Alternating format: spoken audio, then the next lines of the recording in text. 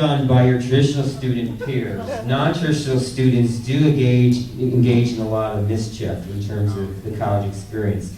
My first one, parking spot stalking. I am a victim of that, leaving the office at 5 o'clock some days, and a student, and scratches on my car. They just won't let me out of my spot.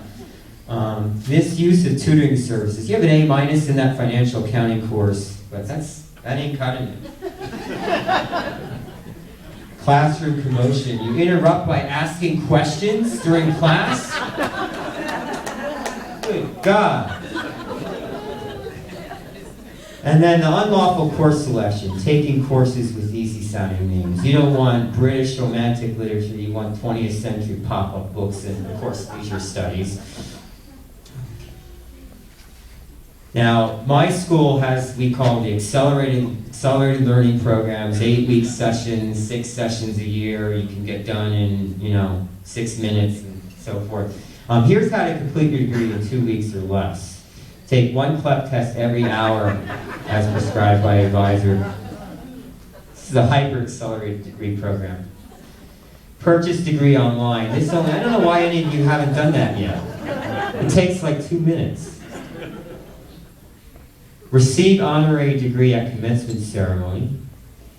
Marry the college or university president. That's a ticket. You're punching your ticket for that degree with that. Marry the registrar. It's daylight savings time, overload on courses. You have an extra hour. Here's another poll here.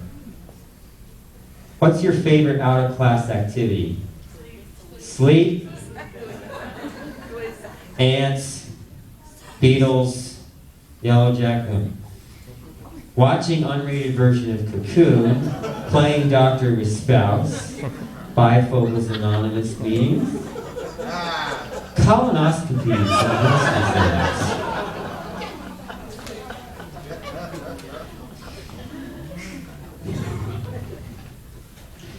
In grad school, I was actually an adult learner somewhat, and I was amazed. I had all these computer skills, all these technical skills, and not once did we play Pac-Man or Asteroids in grad school. I was so disappointed. These are some of the problems that I think adult learners might face, and I've offered some solutions here. If your mouse is broken, you need to give it some cheese. Unable to drop a course online. It's 5 minutes before the final exam. Spam email isn't working. Paper when printed is 3 pages instead of 10. Triple space and increased font size.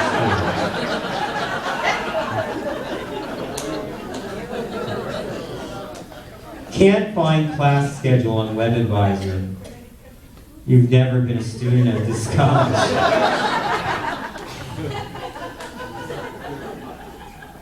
Adult learners, I think you should be rewarded for your life and work experience. You're raising families, you're working really hard out there, and so forth. So I've come up with some ways to do that are relatively easy and inexpensive and so forth. For your English course, just recite the alphabet. That should do it. History of ancient civilizations, turn 80.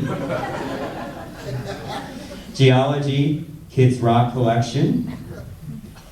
Art history, 4th grade pipe cleaner project. And abnormal psychology, attempting to converse with your teenager.